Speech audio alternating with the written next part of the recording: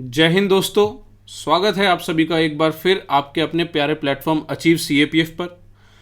आज यहाँ पर हम लोग डिस्कस करने वाले हैं हमारी 150 डेज़ की स्ट्रेटजी। देखिए, जैसे जैसे आपके दिन रिड्यूस होंगे, आपका एग्ज़ाम पास आएगा, आपके दिनों की जो इम्पोर्टेंस है वो बढ़ती चली जाएगी। अभी तक आपने जो भी प्रिपरेशन की हो, जैसी भी प्रिपरेशन की हो, पिछले कुछ महीनों में चाहे आपने कितनी भी प्रिपरेशन की हो, बट अब जो आगे आने वाला टाइम है, जैसे जैसे आपका टाइम रिड्यूस होगा, जैसे आज 150 डेज बचे हैं, कल 100 डेज बचेंगे, परसों 50 डेज बचेंगे, तो जैसे जैसे आपका जो टाइम रिड्यूस होगा वैसे वैसे आपका जो आउटपुट है, वैसे वैसे आपका जो काम है, जो शेड्यूल है, वो और ज़्यादा इम्प्रूव होना चाहिए, वो और ज़्यादा स्ट्रेंथन होना चाहिए। तो इस पर ध्यान रखते हुए हमने ये वीडियो तैयार की है कि कैसे आपके जो 150 डेज हैं वो अलाइन होने चाहिए, सिस्टमैटिक वे से डिज़ाइन होने चाहिए कि आपका जो 150 डेज का आउटपुट है वो मैक्सिमम निकले और आप कल एग्ज़ाम में अपना सिलेक्शन एश्योर कर सकें। तो सबसे पहले देखते हैं कि ये जो वीडियो है किन किन स्टूडेंट्स के लिए बेनिफिशियल है, किन बच्चों को इस वीडियो से फ़ायदा होने वाला है। तो सबसे पहला वो सभी स्टूडेंट जिन्होंने अभी तक अपनी प्रिपरेशन स्टार्ट नहीं की है, जिन्होंने अपनी प्रिपरेशन अभी तक स्टार्ट भी नहीं की है और वो ये सोच में है कि अभी हम किस सब्जेक्ट से, कौन से टॉपिक से स्टार्ट करें, तो उनके लिए वीडियो बहुत हेल्पफुल होने वाली है। सेकंड, जो अभी भी शेड्यूल या फिर प्रॉपर गाइडेंस लैक कर रहे हैं, वैसे स्टूडेंट्स भी यहाँ से फ़ायदा ले सकते हैं। देन वो सभी स्टूडेंट जो अभी भी इस डाउट में है कि क्या हमारा इतने कम समय में सिलेबस कंप्लीट हो सकता है, तो आपको ये भी देखने को मिलेगा कि बिल्कुल इतने कम समय में आपका सिलेबस कंप्लीट होगा। और लास्ट टाइप ऑफ स्टूडेंट जो हमेशा एक दुविधा में रहते हैं कि क्या हम लोग जो कर रहे हैं वो सही है, क्या हम राइट ट्रैक पे हैं, तो आपको इस वीडियो के थ्रू ये भी देखने को मिलेगा कि क्या आपकी जो प्रिपरेशन आप लोग कर रहे हैं वो राइट डायरेक्शन में जा रही है या नहीं जा रही है। तो ये सारी चीज़ें हमें देखने को मिलेंगी इस वीडियो के थ्रू। तो अब हम आगे बढ़ते हैं और देखते हैं हमारी 150 डेज़ की स्ट्रेटजी क्या होनी चाहिए। अब हमारी 150 दिन की स्ट्रेटजी में हमारा मेन फोकस किन किन चीज़ों पर होगा, सबसे पहले हम वो देख लेते हैं। मेन हमारा जो इम्पोर्टेंट चीज़ है कि हमारा सिलेबस कंप्लीट होना चाहिए, इस पर हमारा सबसे ज़्यादा ध्यान होगा। दूसरा कि ये कंप्लीट सिलेबस एक बार होने के बाद इसका रिवीजन भी होना ज़रूरी है, नहीं तो सिर्फ कंप्लीट सिलेबस करके हम एग्ज़ाम में अटेम्प्ट नहीं कर सकते हैं क्वेश्चन। तो जब तक रिवीजन नहीं होगा वो सिलेबस कंप्लीट करने का कोई फ़ायदा नहीं होगा। फिर थर्ड इंपॉर्टेंट चीज़, हमें इन 150 डेज़ में हमारी टेस्ट सीरीज़ को भी इंक्लूड करना है ताकि हम एग्ज़ाम की उस हैबिट में आ सकें, इसीलिए टेस्ट सीरीज़ लगाना भी ज़रूरी है। और हम यहाँ पर देखेंगे अपने 30-30-30 50-10 के फॉर्मूले को, जो 150 डेज़ की स्ट्रेटजी में हमें काफ़ी हेल्प करेगा। अब अगर यहाँ पर हम कंप्लीट सिलेबस की बात करें तो देखिए, कंप्लीट सिलेबस का मतलब है आपके प्रीवियस ईयर क्वेश्चंस भी इंक्लूड उसमें होने चाहिए। अगर आप प्रीवियस ईयर क्वेश्चंस को कंप्लीट सिलेबस करते समय नहीं लगा रहे हैं तो हो सकता है कि आप जो सिलेबस कंप्लीट कर रहे हैं, जिस अकॉर्डिंग कर रहे हैं, जिस पैटर्न में कर रहे हैं, वो एग्जामिनर की डिमांड से बिल्कुल अलग हो। क्योंकि अगर आप नोटिस करेंगे, एक एसएससी का एग्ज़ाम, एक यूपीएससी सीएससी का एग्ज़ाम और एक सीएपीएफ सीडीएस का एग्ज़ाम, इन तीनों की जो जीएस है वो ऑलमोस्ट एक ही तरीके की है। आपको ज्योग्राफी वहाँ पर भी पढ़ना है, हिस्ट्री वहाँ पर भी पढ़ना है, इन्वायरमेंट इकोनॉमी वहाँ पर भी पढ़नी है, बट तीनों की डिमांड अपनी अलग अलग है। वो एक एग्ज़ाम, पर्टिकुलर एग्ज़ाम कुछ अलग तरीके के क्वेश्चन पूछ रहा है, सीएससी कुछ अलग तरीके के क्वेश्चन पूछ रहा है, सीडीएस एनडीए अपना अलग तरीके के क्वेश्चन पूछ रहा है। तो वो डिमांड समझने के लिए कि हमें सिलेबस में कौन सी चीज़ों पर ज़्यादा फोकस करना है, हमें प्रीवियस ईयर क्वेश्चंस को भी कंप्लीट सिलेबस करते समय देखते रहना होगा। तो ये भी आपके लिए बहुत इंपॉर्टेंट चीज़ है कि आपको प्रीवियस ईयर क्वेश्चंस भी साथ के साथ लगाने होंगे। अब जब अगर हम कंप्लीट सिलेबस की बात कर रहे हैं तो सबसे पहला सवाल यही आता है कि क्या हमें इस चीज़ का आइडिया है कि हमारा सिलेबस है क्या। तो सबसे पहले हम सिलेबस को देखेंगे, हमारा सिलेबस क्या कहता है। अब ये जो कटआउट है आपके सीएपीएफ के नोटिफिकेशन में गिवन है, वहाँ पर मेंशन है पेपर 1 में आपका जो सिलेबस है वहाँ मेनली 7 सब्जेक्ट की बात की गई है। और वो 7 सब्जेक्ट कौन कौन से हैं? पहला, जनरल मेंटल एबिलिटी, जो हम जनरली लॉजिकल रीजनिंग और क्वांट एप्टीट्यूड के नाम से जानते हैं। दूसरा है आपका जनरल साइंस, थर्ड है आपका current event of national and international importance. Fourth है आपका इंडियन पॉलिटी एंड इकोनॉमी। अब क्योंकि इकोनॉमी इसमें क्लब करके दे रखा है, इसीलिए हम इकोनॉमी को एक अलग सब्जेक्ट मानेंगे, जो हमारा फिफ्थ सब्जेक्ट होगा। देन सिक्स सब्जेक्ट है हमारा हिस्ट्री, और लास्ट सेवन सब्जेक्ट होगा हमारा इंडियन एंड वर्ल्ड ज्योग्राफी। तो ये आपका सिलेबस है पेपर 1 का, जहां पर आपके मेनली 7 सब्जेक्ट के बारे में डिस्कशन है। आपको इन 7 सब्जेक्ट्स को अपने 150 डेज के प्लान में अलाइन करना होगा। अब हमने सिलेबस तो समझ लिया, बट अभी भी हमें इस चीज़ को समझना ज़रूरी है कि इन 7 सब्जेक्ट्स में प्रायोरिटी किस चीज़ को दें। सबसे टॉप मोस्ट प्रायोरिटी पर, फर्स्ट प्रायोरिटी पर कौन सा सब्जेक्ट्स रखें, क्योंकि अगर हम कुछ भी उठा लेंगे तो उससे हमारी जो तैयारी है वो सही ढंग से नहीं हो पाएगी। इसीलिए हमें समझना होगा कि हमारी फर्स्ट प्रायोरिटी किस सब्जेक्ट्स को होने वाली है। अब यहाँ प्रायोरिटी देते समय हम हवा में बात नहीं करेंगे, हम लॉजिकल और रीजनिंग बेसिस पर बात करेंगे कि हमें प्रायोरिटी किस सब्जेक्ट को देनी है। और इसमें हमारी हेल्प करेगा हमारा last 10 years subject wise trend analysis. अब यहाँ अगर हम देखें तो या तो आप पूरा 10 साल का एनालिसिस देखिए या आपने 2022 का एनालिसिस देखिए। आपको देखने को मिलेगा हमारा साइंस सब्जेक्ट हमेशा हाईएस्ट नंबर ऑफ क्वेश्चंस के साथ टॉप मोस्ट प्रायोरिटी पर रहता है। तो हमारी जो प्रायोरिटी रहेगी वो सबसे पहली रहेगी साइंस, और उसके बाद अगर आप देखते हैं तो geography second most highest question अगर कहीं से देखने को मिलते हैं तो वो ज्योग्राफी है। और इसी तरीके से हम अदर सब्जेक्ट्स को भी अलाइन करेंगे हमारे last 10 year subject wise trend analysis को देखते हुए। तो हमने हमारे सब्जेक्ट अलाइनमेंट पैटर्न को तो समझ लिया, बट एक बार ये भी समझते हैं कि हम हमारे 150 डेज को कैसे डिवाइड करने वाले हैं। देखिए, आपके पास 150 दिन बचे हुए हैं। इन 150 दिनों को आपको इन 5 पार्ट में डिवाइड करना है, इन 5 पार्ट्स में। सबसे पहले 30 days, then 30 days, then 30 days, then 50 days, then 10 days. अब ये 5 पार्ट किस तरीके से किस सब्जेक्ट्स को देने हैं हम वो समझने की कोशिश करते हैं। बट सबसे पहले ध्यान रखें कि अपने पूरे 150 डेज को इन पार्ट्स में डिवाइड करें। अब देखते हैं इनमें किस तरीके से हमें सब्जेक्ट्स को अलाइन करना है। अब समझिए, अब आपके जो पहले 30 डेज हैं उसमें आपको 2 सब्जेक्ट्स लेकर चलने हैं, पहला साइंस और दूसरा ज्योग्राफी। हमने ये चीज़ पिछले 10 साल के ट्रेंड एनालिसिस को देखकर समझी थी कि हम ये 2 सब्जेक्ट क्यों ले रहे हैं। साइंस जो है हमारा सबसे इम्पॉर्टेंट सब्जेक्ट है सीएपीएफ में, और अगर कहीं से क्वेश्चन सबसे ज़्यादा आते हैं तो वो साइंस से आते हैं। इसीलिए हमारी ये ड्यूटी बन जाती है कि हमें साइंस को सबसे पहले कंप्लीट करना है। और अगर बात की जाए कि साइंस में क्या पढ़ना है, कौन सी बुक पढ़नी है, तो देखिए मैंने हर सब्जेक्ट्स के बराबर में सभी इम्पॉर्टेंट बुक्स सोर्स मेंशन किए हुए हैं।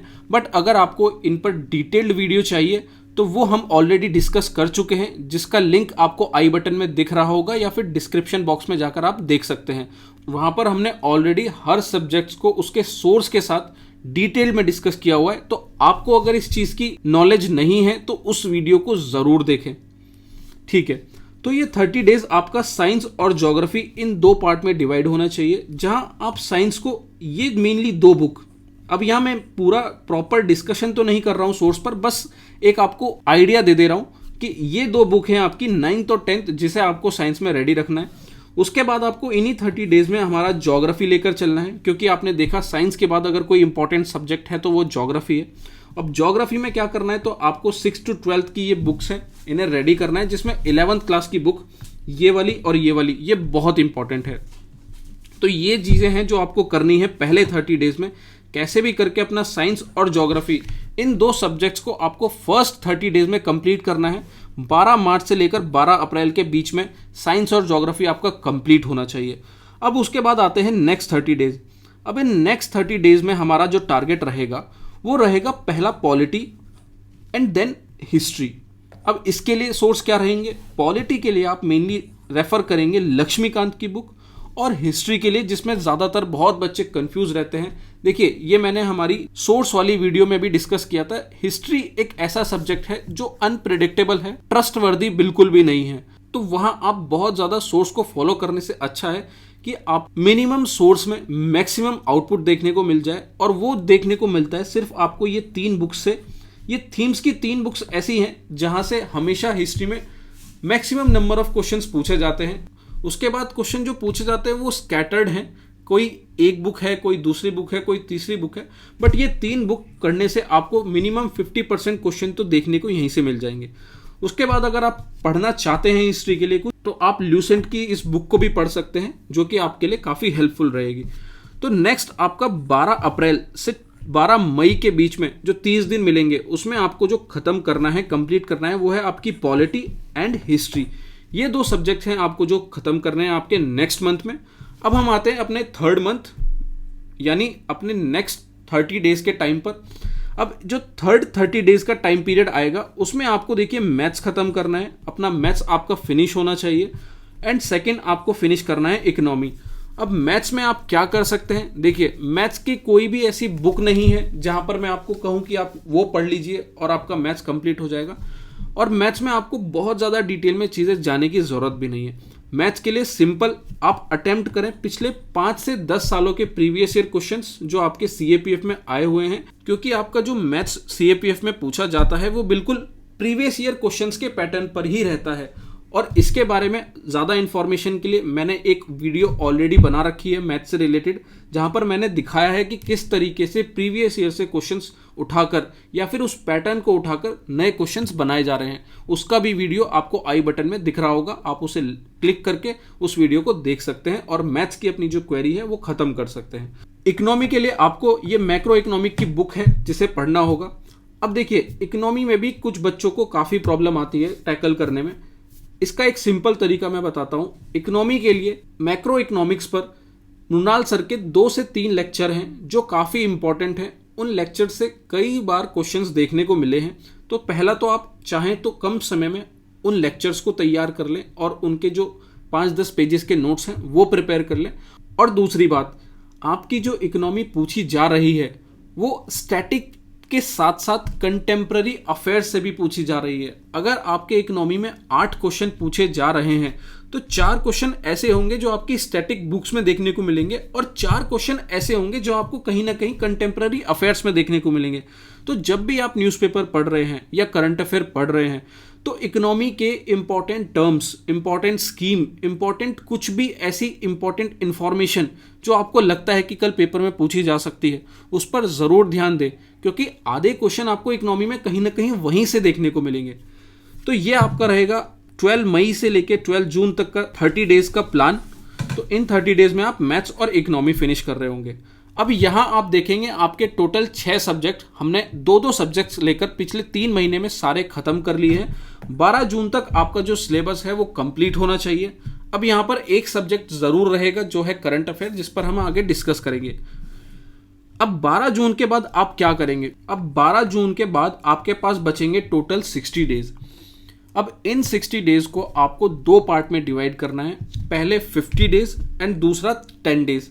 अब पहले 50 दिन में आपको मेनली अपना फोकस टेस्ट सीरीज पर रखना है।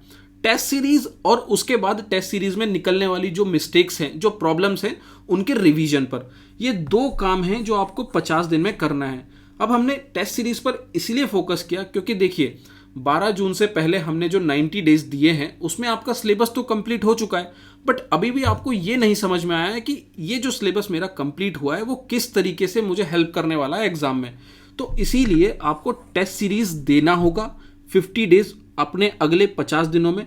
इन 50 डेज में आप टेस्ट सीरीज देंगे और अपने सिलेबस को बार बार मल्टीपल टाइम जितनी भी बार रिवाइज कर सके उसे रिवाइज करेंगे।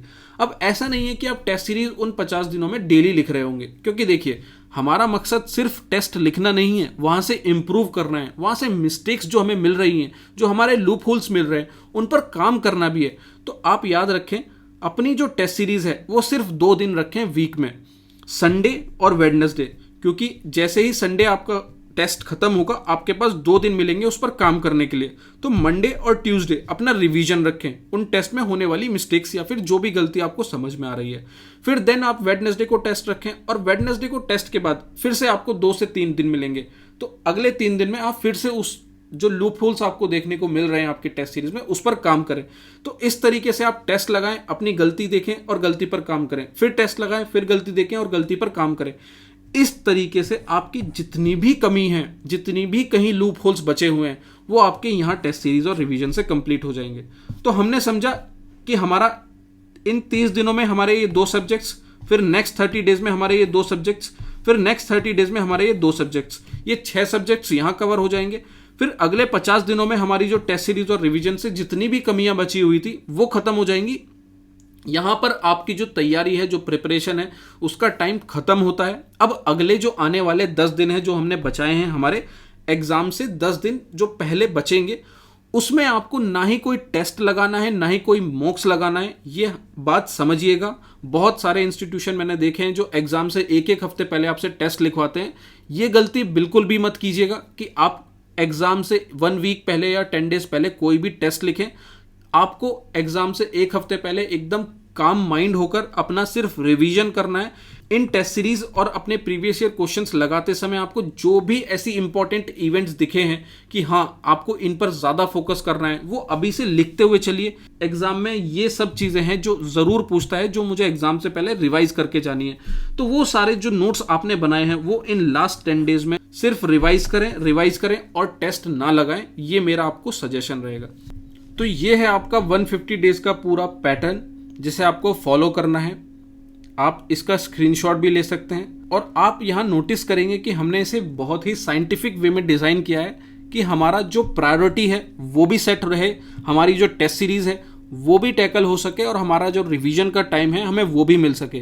तो इस तरीके से आप 30-30-30 50+10 के पैटर्न में अपना जो टाइम पीरियड है उसको डिवाइड करें और अपना सिलेबस को कंप्लीट करें। तो अब हम देख लेते हैं हमारे करंट अफेयर्स की स्ट्रेटेजी।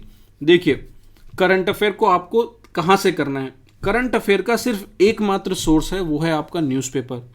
आपने 2022 में देख ही लिया है कि कोई भी मैगजीन काम नहीं आई आपके 2022 के करंट अफेयर को टैकल करने के लिए। और मैंने हमारी अपनी करंट अफेयर की वीडियो, जिसका लिंक मैं आपको आई बटन में दे दे रहा हूँ, उस पूरी वीडियो में हमने नोटिस किया कि आपका एक एक करंट अफेयर आपके न्यूज़पेपर से पूछा गया था, जिसे आपकी मैगजीन्स ने नहीं कवर किया था। तो मैं आपसे सिर्फ यही कहूँगा कि आप करंट अफेयर के लिए अपने न्यूज़पेपर को ज़रूर फॉलो करें और मेनली द हिंदू कर सकते हैं या इंडियन एक्सप्रेस, जो आपको ठीक लगे, क्योंकि न्यूज़ दोनों में सेम ही आती हैं।